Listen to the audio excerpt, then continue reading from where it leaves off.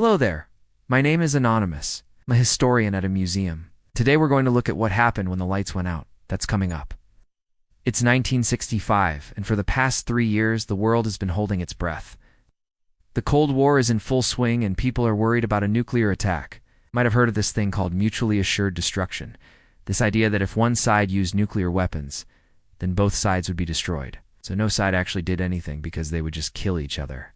But this also led to everyone just being kind of stressed out all the time.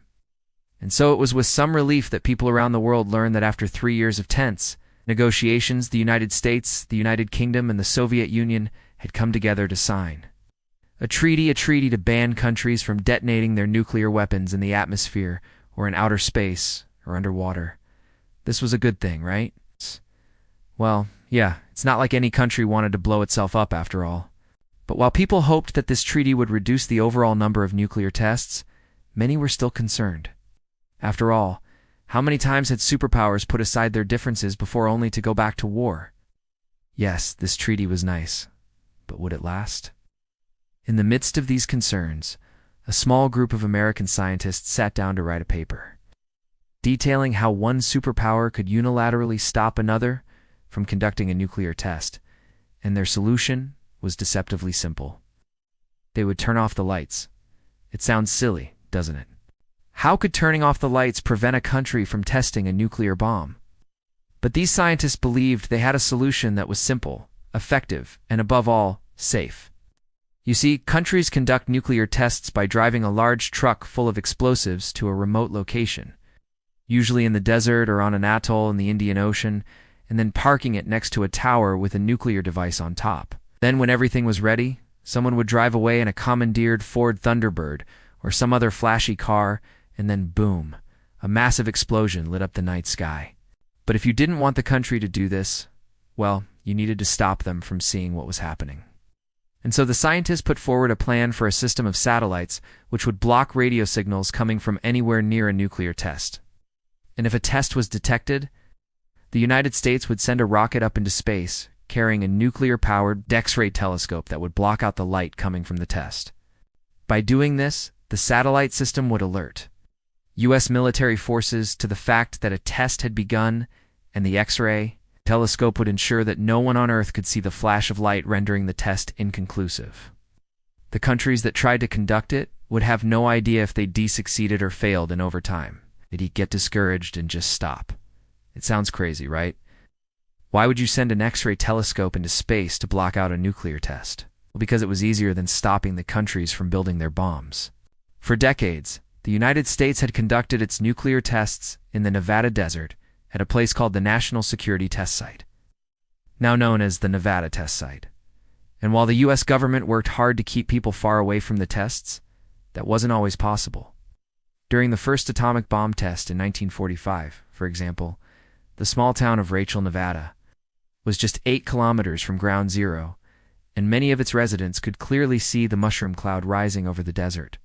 Other tests throughout the years forced nearby ranchers to abandon their land for weeks after the fallout made it unsafe to live there. The U.S. government even had to pay out millions of dollars to farmers whose crops were ruined after being exposed to nuclear fallout. The U.S. eventually moved its nuclear tests to remote Pacific islands, where there was more room and fewer people.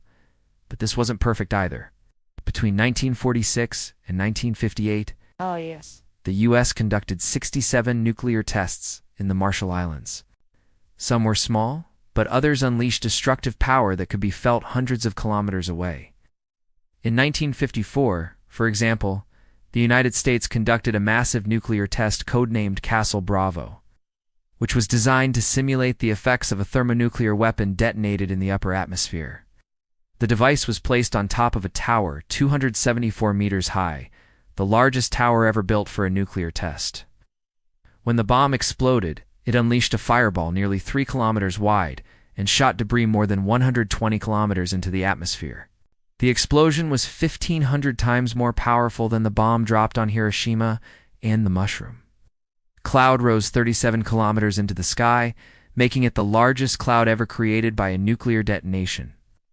Castle Bravo sent a shockwave across the lagoon that measured 7 on the Richter scale and killed 234 people on nearby islands who were exposed to lethal doses of radiation.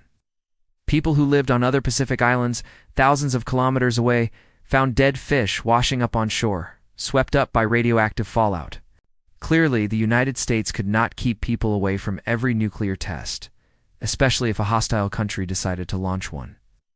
If a country like China or the USSR chose to detonate a nuke, American radar would detect it within seconds, and military planners would have to make incredibly difficult decisions about how to respond. In fact, the Soviets were already planning to do exactly this, stealing a U.S. thermonuclear device, planting it in the mountains of Siberia, and detonating it to demonstrate their ability to end the USS monopoly on nuclear weapons. So if there was any way to prevent countries from testing nuclear weapons, it was worth considering. As the Cold War dragged on, the idea of blocking out a nuclear test began to take shape. At first, scientists considered using missiles to intercept the light from the explosion, but these were expensive, slow, and not very precise. Other proposals involved dropping long sheets of metal into the path of the light, but these required planes flying at incredible speeds and altitudes to work.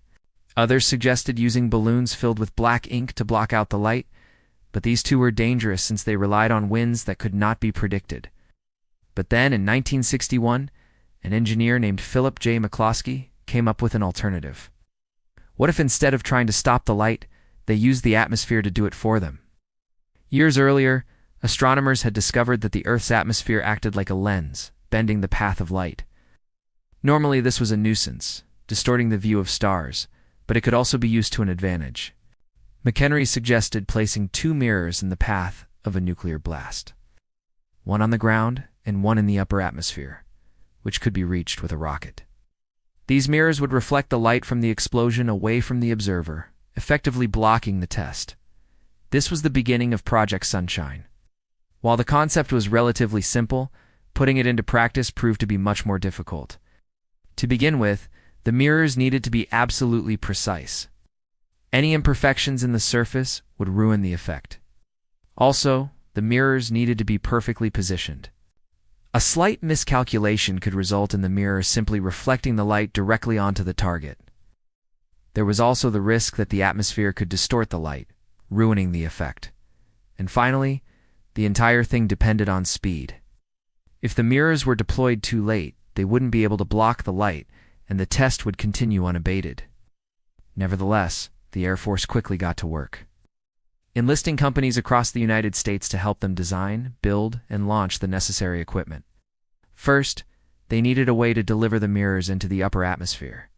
Their solution was to use a rocket powered by a nuclear engine, which could reach the upper atmosphere in just mylar across its length, creating a 9-meter diameter concave mirror.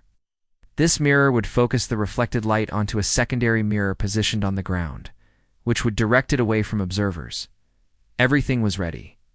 All that was left to do was wait. On July 1962, the United States launched the first rocket of Project Sunshine into the upper atmosphere. On board was a 9-meter diameter mirror designed to reflect the light of a nuclear explosion away from observers on the ground. For a few moments, everything seemed to be going according to plan. Then suddenly, just as the mirror was about to deploy, a problem was detected and the self-destruct was triggered.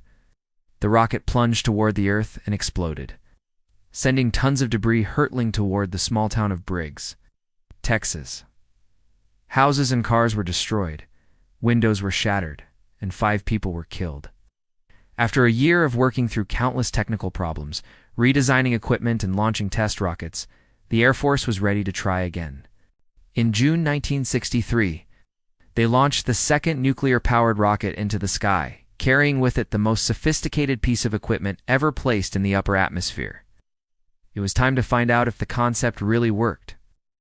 On July, the Air Force launched a nuclear device in the Nevada desert, and everything seemed to be going according to plan. The nuclear rocket carrying the mirror blasted off into the sky, reaching the upper atmosphere in less than 45 minutes. The mirror unfurled and rotated into position, and the secondary mirror on the ground was moved into place. Then the moment of truth, the light from the explosion hit the mirror in the upper atmosphere and was reflected away from the test site, creating a clear night sky once again. It worked. The United States had successfully blocked the light of a nuclear explosion. And so it was that for the next decade, the United States had the ability to block out nuclear explosions from anywhere in the world. But why haven't you heard of this before? Well, that's because it never happened. Despite the success of the test, the project was quietly canceled in 1970. Over the years, several reasons were given for ending the project. It was too expensive, the technology wasn't reliable enough, and there were too many risks involved. But some experts believe that the real reason was that the US didn't want to provoke the Soviets, who were also developing their own anti-satellite weapons. And maybe they were right. Maybe the cancellation of Project Sunshine saved countless lives. Or maybe it was just another Cold War boondoggle that nobody cared about. What do you think? Let me know in the comments below. Thank you for watching. I'm a historian at a museum. I'd like to thank our partners whose support makes videos like this possible. And remember, if you want to learn more about the incredible stories from the world of nuclear history, subscribe to our channel.